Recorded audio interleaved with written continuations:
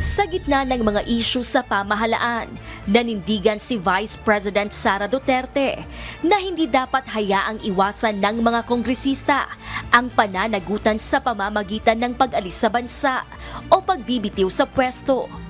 Well, wala ako reaction sa resignation niya, no? Meron lang akong reaction sa kung ano yung ginagawa ni BBM. Hindi niya dapat hinahayaan yung mga congressman na basta na lang umalis ng bansa o basta na lang mag-resign to evade accountability doon sa mga nakita natin na pag-chop-chop ng budget natin at pagkuha ng pera ng bayan para bumili sila ng mga properties, bumili sila ng mga jets, bumili sila ng properties abroad at lahat nung kanilang na makikita natin sa lifestyle nila. Giit ng pangalawang Pangulo, nananatili ang kawalan ng direksyon sa pamahalaan. Even then, hindi pa nagtutugma yung kanyang reaction sa dapat niyang gawin. Kaya really, truly, our economy is not in the very best weather. Ang ating political stability is down to -2, -3, even -10 siguro.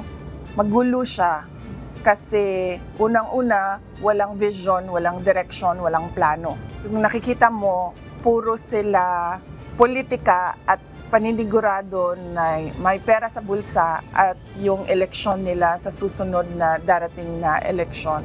Ganon ang makikita mo na ginagawa ng gobyerno. Wala kang nakikita sa gobyerno ngayon na big ticket projects. Kaugnay nito, naniniwala si VP Sara na ang pagpili kay Isabela Representative Faustino Bojidy III bilang bagong House Speaker ay hakbang lamang ng grupo ni na former Speaker Martin Romualdez at President Bongbong Marcos Jr.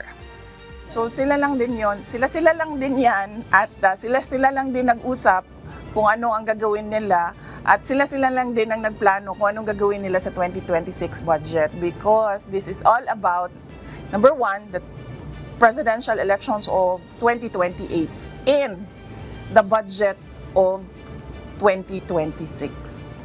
Kasi inubos naman na nila yung 2025, di ba? So 2026 na pinag-uusapan dito.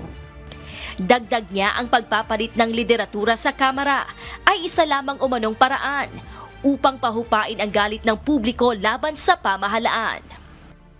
So yung pagpapalit nila ng speaker dyan ay para lang yan masabi ng mga tao na meron silang ginawa sa House of Representatives sa reklamo at sa galit ng mga tao. Pero ang totoo niyan ay sila lang din yan. Grupo lang din yan ni Martin Romualdez, ni Sandro Marcos, and of course, syempre, papunta na rin yan kay BBM. Gladys Tuabi, humahataw sa balita ngayon.